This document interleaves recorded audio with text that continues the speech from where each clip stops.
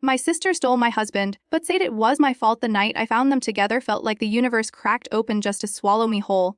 I wasn't supposed to be home that early. My son had been at a sleepover, and I'd gone out for dinner with a coworker, only to feel a sudden migraine coming on. I decided to cut the evening short and surprise my husband by coming home earlier than planned.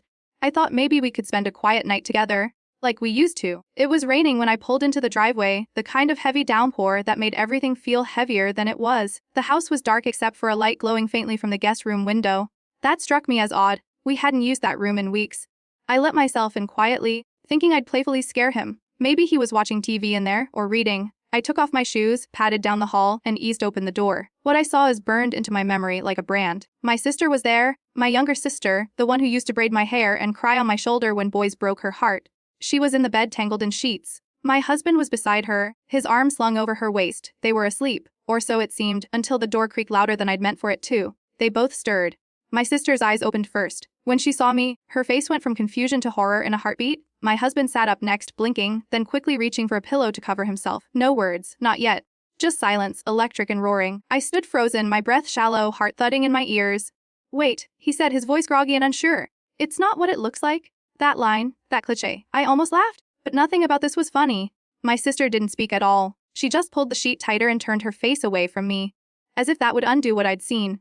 I closed the door quietly, walked down the hall and out the front door into the rain. The numbness was instant. My brain refused to process. I sat in the car, soaked, hands trembling on the steering wheel. I couldn't cry. I couldn't scream. I just sat there, staring at the windshield as water blurred everything beyond it.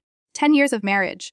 A lifetime of sisterhood all shattered in one moment. Eventually, I drove off. I didn't know where I was going, just that I couldn't be there.